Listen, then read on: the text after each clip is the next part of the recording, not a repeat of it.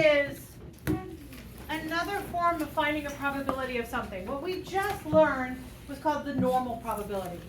The normal probability is what we refer to as a continuous probability. Let me explain why it's continuous. If you think about your normal curve, right, I could find the probability when the z-score is 1.1, but I could also find the probability when the z-score is 1.134.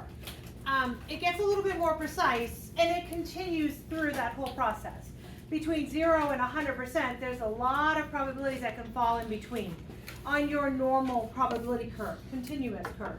So then we're start looking at this kind of probability, and it's going to be called a binomial, and that is referred to as a discrete probability. It's very precise as to what you're looking for. For example, I might say, what's the probability that this happens 3 times? Or what's the probability that this happens less than 3 times? Okay, so if I'm looking at something like the probability when it happens 3 times, I'm looking for when x is 3. What is the probability of period end? It's discrete. And then if I'm looking at, I'm not looking at a probability of like 3.1. Does that make sense? I'm looking more for the probability of a specific number or a set of numbers that make up to that. So if I said, what is the probability that x is less than 5, you would say there's a 1 and a 2 and a 3 and a 4, and we won't count 5 because it's less than 5. So I would be looking for the probability of those 4 together. So that's what a discrete probability is. It's more precise as to what you're looking for. So the binomial probability is our first step into the world of discrete probabilities. And we're going to talk about what makes it this binomial. So the formula that we're going to kind of look at is this guy right here. And I'm going to explain them, all the things that make this up. It is on your bright colored sheet of paper. It's not one you have to memorize. It's on the opposite side of that beautiful chart we've been working with. About halfway down. Okay, so let me give you an example of something that is a binomial probability. And hopefully from the concrete example we can kind of decipher what we think a binomial is. So these are the 4 criteria that you use in order to describe what a binomial probability is. And I'm going to have you write them down. They look kind of funky for now. Once I give you a concrete example, you'll be like, oh, okay, that makes sense. So we have there's n independent trials, n is finite. There are only 2 outcomes, one of which we call success and one of which we call failure. And then the other one is probability for each of these trials is constant. I don't know if you can read my handwriting. Constant. Okay. I'll let you write it down. I'll give you a second. Explain that, meaning it ends. It has a specific ending. So for example, if I'm looking to do 10 trials, the finite number of trials I'm looking for is 10. I'm not saying there's an infinite number of trials. It doesn't go on forever. So it's like the opposite of that, meaning I give you a specific number of trials. Does that help? Okay. All right, is everybody close to being good? Not quite. We're going to do an example that you guys might understand. So I'm going to take a quarter, okay, and I'm going to toss the quarter 10 times, okay? So when I tell you how many times I'm tossing that quarter, I'm giving you the finite number of trials that I'm working with. So in this case, I am working with 10 tosses of the coin. So here I am getting ready to toss my coin, and the first thing I look at is when I toss it, what are my possible outcomes that could happen with that particular coin? I could get blank or blank. I could get a heads or I could get tails. You guys cool with what I just said? Flip it, heads, flip it, I get tails, right? So there are only 2 outcomes that can happen. Let's say I am going to toss my coin 10 times, but I'm looking for what is the probability that I end up getting 5 heads as I toss the coin. The success that I'm looking for when I'm tossing that coin in the example I just gave you is that I'm looking for the heads to happen. Does that make sense? So success is not what we as like what we know as success. Because right now in my brain, success is, yay, it's very good, it happened, I'm so glad. Whereas failure is like, it happened, right? That's not the success and failure that I'm referring to. The success that I'm referring to is the fact that I get what I'm looking to get. So for example, let's say I'm at a manufacturing business and we manufacture rods that would go into a car. And I want to know, when I manufacture these rods, let's say I make 100 of them, I want to know how many of those rods are broken when they're done. Like they come out with a ding in them or a crack in them or something, so they're not good. The success that I'm looking for there is that they are not good. They're broken, they're dinged, or whatever's wrong with that rod. What would be the failure in that example? That they're perfect. They're perfect. And our brain thinks, oh, it shouldn't be that way because failure should be a bad thing, but it's not. The idea is success is what I'm trying to get. Okay, so kind of keep that in mind. So if I take back to my tossing the coin, I'm tossing the coin 10 times. There are an independent number of trials, right? There are independent trials. So let's talk what that means. I toss a coin. I can get heads or tails. Let's say I get heads, right? I move over, I toss it again, right?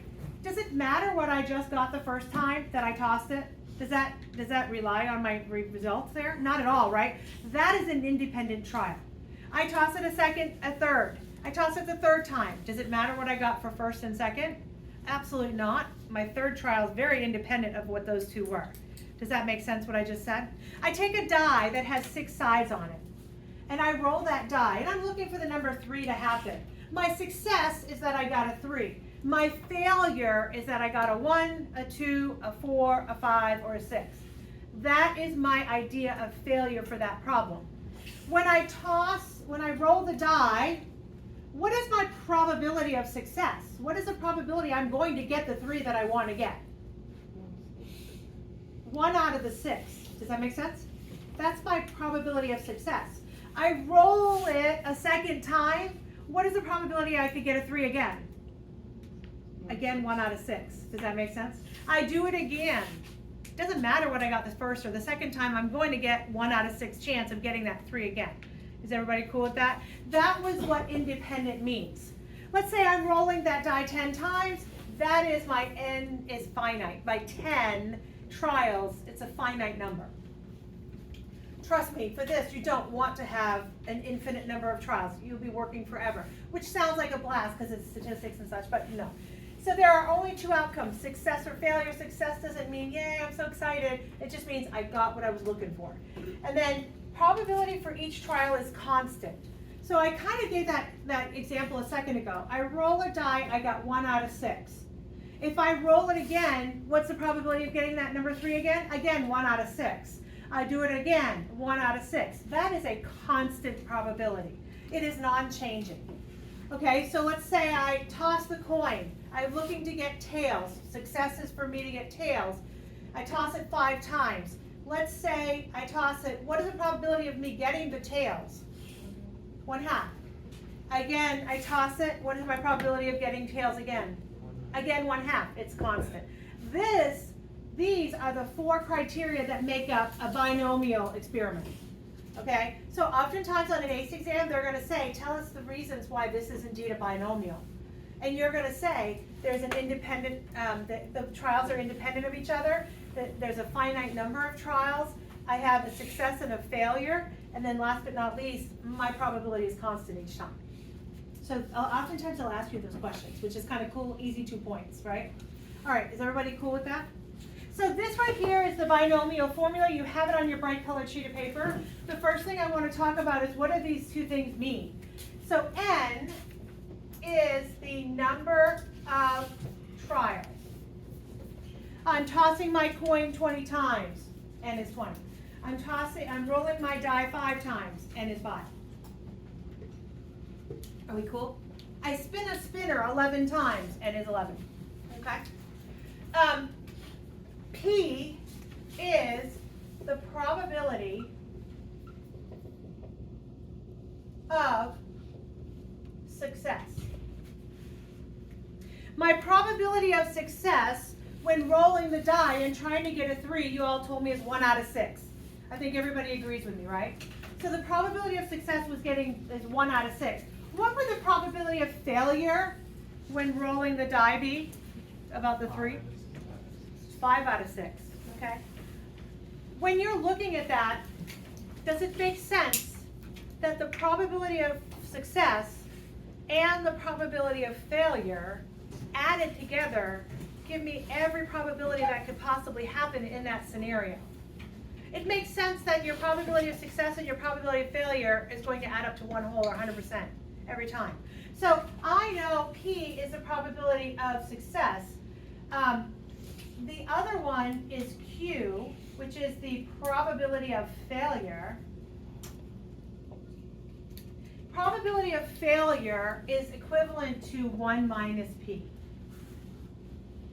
On your bright colored sheet of paper, they use 1 minus P as what they write down is 1 minus P. I personally like to write Q. It's just not the success, it's the failure part. Okay, so just kind of keep that in mind. I don't use them interchangeably. I just like Q better. I guess I'm lazy. I like to write one letter instead of 2 things. All right, is everybody cool so far? So far so good. Okay, so the formula that goes with the binomial is this.